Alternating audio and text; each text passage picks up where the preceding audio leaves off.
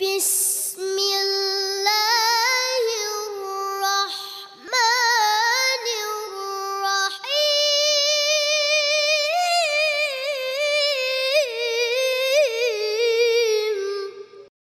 আলী রাদিয়াল্লাহু তাআলা আনহুর জামানায় যখন আমির মুয়াবিয়া রাদিয়াল্লাহু তাআলা আনহুর সাথে সিফিনের ময়দানে যখন মুসলমান দুই ভাগে বিভক্ত হয়ে গেল, তখন ওনারা মাশওয়ারা করলেন কি করে রক্তপাত কমানো যায়। আমির মুয়াবিয়া রাদিয়াল্লাহু তাআলা আনহুর পক্ষ থেকে হযরতে আমর ইবনুল আস রাদিয়াল্লাহু তাআলা আনহু এবং হযরত আলী রাদিয়াল্লাহু তাআলা আনহুর পক্ষ থেকে হযরত আবু সাঈদ খুদরি রাদিয়াল্লাহু তাআলা আনহুকে নির্বাচন করা হলো আলোচনার জন্য, যে উভয় পক্ষে আলোচনার মাধ্যমে সমস্যার সমাধান করবে। কিন্তু আলী রাদিয়াল্লাহু তাআলা আনহুর পক্ষে আব্দুল্লাহ ইবনে সাবা, যে কিনা ইহুদি ছিল, মুসলমানদের ভেষ ধরেছে, তার কিছু অনুসারী ছিল যাদেরকে বলা হতো সাবেঈ।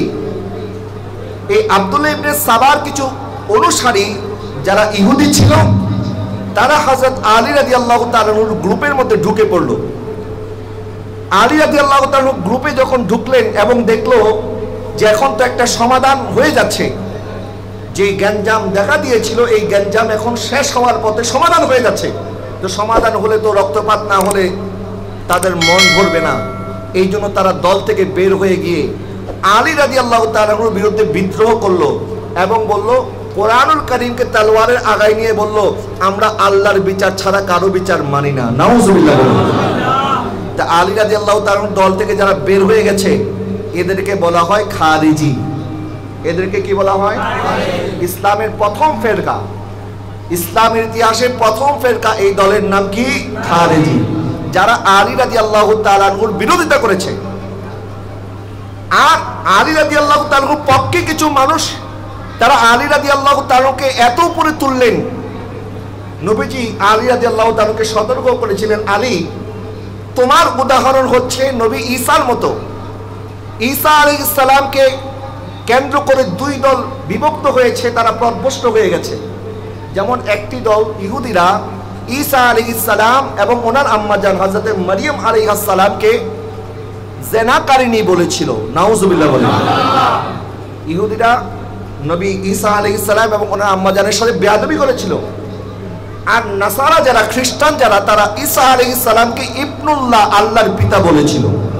নাউজুবিল্লাহ বলেন। তাহলে দুই দলই পথভ্রষ্ট, ইহুদিরাও পথভ্রষ্ট ঈসা আলাইহিস সালামকে গালি দেওয়ার কারণে, আর নাসারারাও পথভ্রষ্ট তারা অতি ভক্তি দেখানোর কারণে। নবীজি বলেছিলেন, আলী তোমাকে কেন্দ্র করে এরকম দুইটা দল আসবে, দুই দলই পথভ্রষ্ট। যারা আলী রাদিয়াল্লাহু তাআলা আনহুর বিরুদ্ধে বিদ্রোহ করেছিল তারা হয়ে গেল খারেজি, আর যারা আলী রাদিয়াল্লাহু তাআলা আনহুর অতি মহব্বতের কথা বলতো তারা হয়ে গেছে শিয়া। তারা কি হয়ে গেল? তাহলে আমরা পেলাম দুই দল বিভক্ত হয়ে গেল। একদল আলী রাদিয়াল্লাহু তাআলা আনহুর বিরুদ্ধে যুদ্ধ করেছে, আরেক দল আলী রাদিয়াল্লাহু তাআলা আনহুকে উঠাতে উঠাতে অন্যান্য সাহাবায়ে কেরামকে গালিগালাজ শুরু করে দিয়েছে। অথচ নবীজির প্রত্যেক সাহাবী, এক একজন সাহাবীর ব্যাপারে আমার নবী এত এত হাদিস আছে, ঘন্টার পর ঘন্টা নয়, রাতের পর রাত নয়, মাসের পর মাস নয়, বছরের পর বছর বললেও নবীজির সাহাবীদের ফাজাইল বলে শেষ করা যাবে না। পৃথিবীর মধ্যে যত গাছ আছে, গাছের পাতার চাইতেও নবীর সাহাবীদের ফজিলত বেশি। আরো জোরে বলুন সুবহানাল্লাহ। এই জন্য এক উর্দু শায়ের বলেছিলেন, আপনি আমার সাথে অর্ধেক অর্ধেক শেয়ার করবেন। আমি বলবো হার সাহাবী এ নবী, আপনারা বলবেন জান্নাতি। বলতে পারবেন তো? 50-50। হার সাহাবী এ নবী জান্নাতি, হার সাহাবী এ নবী জান্নাতি, हर सहाबी नबी जन्नती जन्नती, हर सहाबी नबी जन्नती जन्नती, हर सहाबी नबी जन्नती जन्नती, हर सहाबी नबी जन्नती जन्नती। नबीर प्रत्येकटा साहाबी जन्नती। जोरे बोलेन ना सुबहानाल्लाह।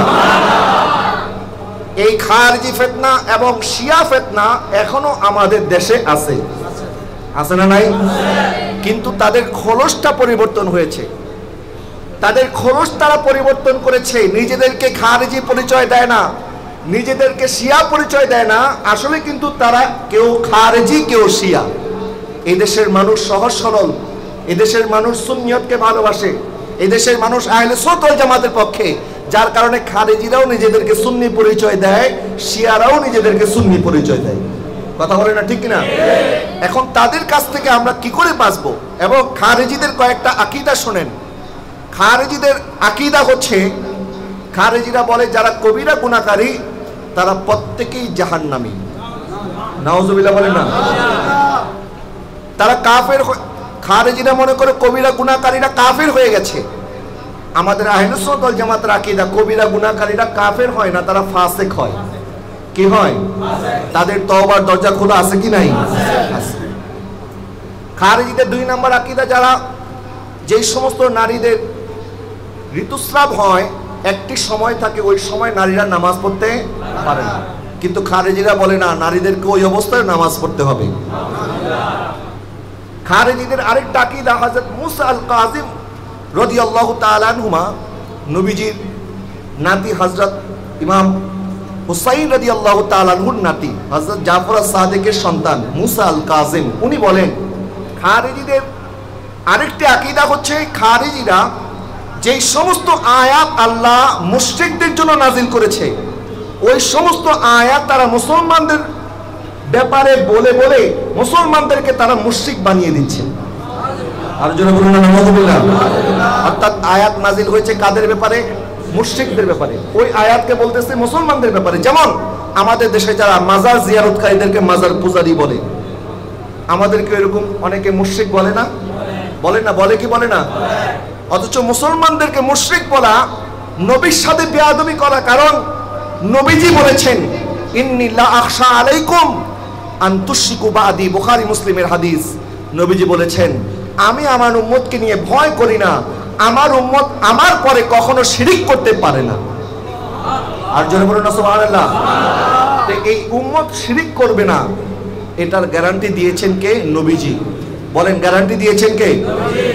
কিন্তু নবী বলেন আমি ভয় করি, ইন্নী আখশা আলাইকুম আন তানাফুসু ফিহা, আমি ভয় করি তোমরা দুনিয়াদার হয়ে যাবে, তোমরা দিনদারি ছেড়ে দিবে এবং দুনিয়াদারি করতে করতে আমি আল্লাহ এবং তার রসুলকে, আমি রসুলকে এবং আল্লাহকে ভুলে যাবে, তোমরা দুনিয়াদার হয়ে যাবে, আমি এটা নিয়ে ভয় করি। কিন্তু তোমরা শিরিক করবে, আমি এটা নিয়ে ভয় করি না। আজকে দেখেন সৌদি আরব, আরব আমিরাত, কাতার, দুবাই, যত আরব রাষ্ট্র আছে ওই সমস্ত দেশে বিল্ডিং, বড় বড় বিল্ডিং বানানোর প্রতিযোগিতা হয়, বড় বড় বিল্ডিং বানানোর প্রতিযোগিতা করে, আবার নারীদের সাথে রাতের পর রাত সময় কাটাচ্ছে, মদের আড্ডার মধ্যে পড়ে আছে। কিন্তু অন্যান্য মুসলিম দেশে মুসলমানরা নাকে মারা যাচ্ছে, তাদের কোনো খবর নাই। কথা বলে না, ঠিক কিনা? আল্লাহ কি মুসলমানদের সম্পদ কম দিয়েছে? না। সৌদি আরবের মধ্যে তেলের অভাব নাই, গ্যাসের অভাব নাই, স্বর্ণের অভাব নাই, রূপার অভাব নাই, সব তো আল্লাহ দিয়েছে। কিন্তু তারা এগুলি নিয়ে কি করতেছে? তারা মুসলমান হয়ে মুসলমানদের বিরুদ্ধে লড়াই করতেছে। ইয়ামেনের মধ্যে, ইয়ামেনের এখানে কি মুসলমান না হিন্দু? ইয়ামেনে মুসলমান না বিধর্মী? সিরিয়ার মধ্যে মুসলমান না বিধর্মী? মুসলমান। আফগানিস্তানে মুসলমান না বিধর্মী? পাকিস্তানের মধ্যে মুসলমান না বিধর্মী? লিবিয়ার মধ্যে মুসলমান না বিধর্মী? মুসলমান দেশগুলির মধ্যে ইহুদি নাসারাদের চক্রান্ত বাস্তবায়ন করার জন্য এই আরব দেশে ক্ষমতা পিপাসু এই সমস্ত দুনিয়াদার ব্যক্তিরা মুসলমানদের বিরুদ্ধে লড়াই করতেছে, কিন্তু ইসরায়েলের বিরুদ্ধে তারা কোনো কথা বলে না। কথা বলে না, ঠিক কিনা? তো আমার নবী তো তাদের ব্যাপারে ভয় করেছেন, আমার নবী তো তাদের কথা বলেছেন, আমার নবী তাদের ব্যাপারে শঙ্কিত ছিলেন। আর ওই সমস্ত খারেজিরা আমাদের মুসলমানদেরকে বলে আমরা নাকি মুশরিক হয়ে গিয়েছি, নাউজুবিল্লাহ। তাহলে মুসলমানদেরকে মুশরিক মনে করা এটা খারেজিদের আলামত। কিসের আলামত? খারেজিদের আলামত। খারেজিদের আরো কয়েকটি আলামত নবী বলেছেন। খারেজিরা ঘন ঘন তাদের মাথা মুন্ডন করবে। কি করবে? মাথা মুন্ডাবে। তাদের চোখগুলি থাকবে ভিতরে, গাল থাকবে উঁচা উঁচা, পায়ের টাকনুর অনেক উপরে কাপড় পরবে। এই কয়েকটা আলামত নবীজি বলে গেছেন। এটি আমাদের বানানো কথা নয় বাবা, এই আলামত বলে গেছেন কে? নবীজি সাল্লাল্লাহু আলাইহি ওয়াসাল্লাম। আর শিয়াদের আকীদা হচ্ছে, শিয়ারা বলে যে নবীজির পরে খেলাফতের একমাত্র হকদার হযরত আলী রাদিয়াল্লাহু তাআলা আনহু। নাউজুবিল্লাহ বলেন। নবীজির পরে খলিফা হযরত আবু বকর সিদ্দিক, এরপরে হযরত ওমরে ফারুক, এরপরে হযরত উসমানে যিন নুরাইন, এরপরে হযরত আলী রাদিয়াল্লাহু তাআলা আনহু। এটা হচ্ছে খেলাফতের ধারাবাহিকতা।